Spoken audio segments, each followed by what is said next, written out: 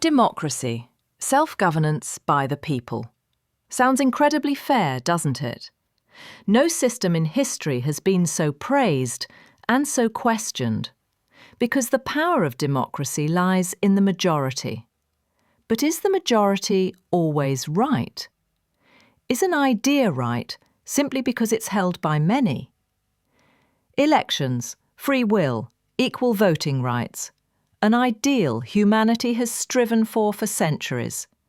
But let's delve into the question a little. Is democracy always the fairest form of government? On paper, yes. Elections are held, people vote freely, and the majority decides. But when it comes to practice, the picture isn't always so clear-cut. Think about it. If the majority in a country ignores the rights of a minority, is that still fair? Or if the people are guided by misinformation rather than emotion, is it still a free choice? History has many examples of this.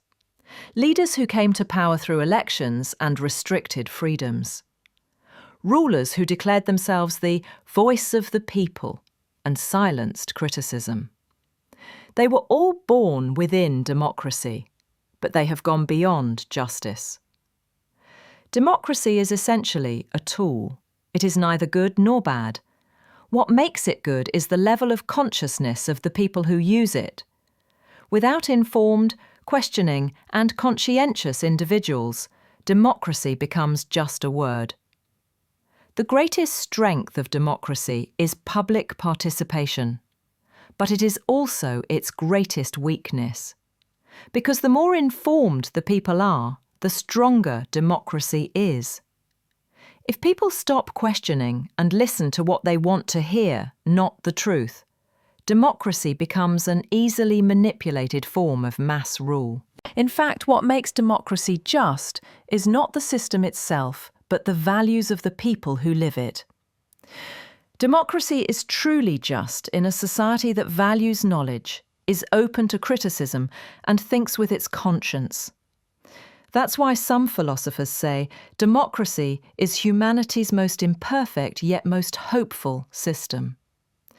Because it is imperfect, it's open to manipulation, it works slowly, and it takes time. In conclusion, democracy is not always the fairest form of government, but it is the system most likely to come closest to justice.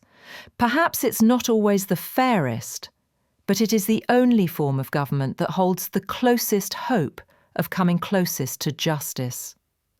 True justice begins not in the systems themselves, but in the hearts of the people who sustain them.